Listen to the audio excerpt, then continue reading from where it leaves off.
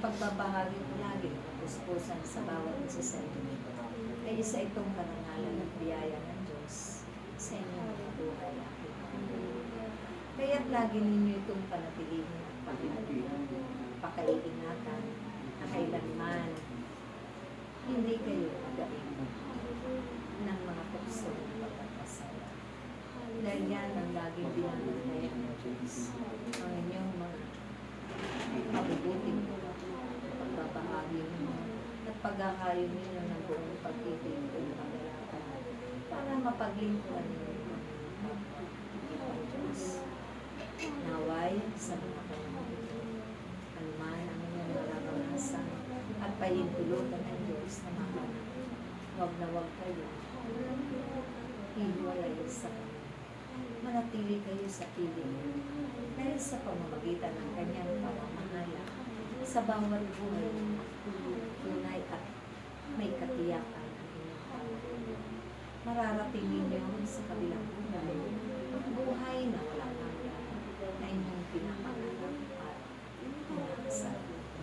Kaya't maging mababa kayo tulad ng mga bata, hindi mangginawa sa mga paggawa ng mabuting pagbahagi, pagpapalaganap nilo, kasabay ng pagpapalaganap ng kanyang salita na magbibigay pag-asa, magbibigay kalakasan, tibay ng pananalig at pagtitiwala ng pananalig sa Diyos.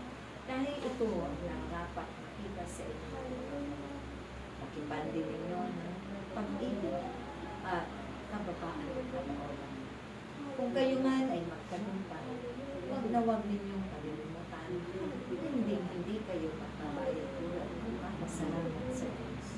Lagi kayong mababa sa isa't isa.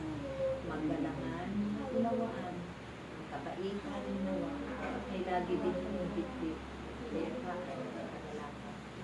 Pag-ibig na walang sipol na nagmumula sa Diyos. Dahil ito rin ang kakulangan ng inyong mga kapwa-tao. Marami nang nawawala ng pag-ibig sa puso ng kaya't kayo ang maglalagay nito sa kanila at magbabahagi upang sila ay bigyan ng pag-ibig ng Diyos.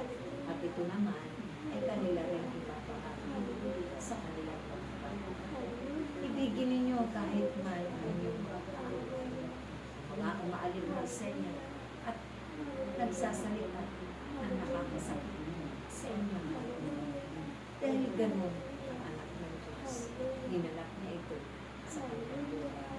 Dahil siya ay Diyos na nagkakaroon. Kaya mahirap man pagsumikapan ng tawag isa. Ganapin ito sa araw-araw ng inyong pagkakataon. Hingin ninyo si Diyos dahil ito ay kanyang dito kayo bukunin mabuting tayo upang makatulong sa inyo dahil kayo daluyan ng mabiyayang mula at pagpapahalaga magpabagong buhay upang makamtan ninyo ang banal na pangalan ng Diyos at mapamahalan din ang Diyos. Sumayin muli magkakaisa at pag-ibigay ang salita na magmutawi sa inyong mga ay hindi nasasayang. Patuloy ninyong ibahagi yan dahil yan ang Diyos. Praise God.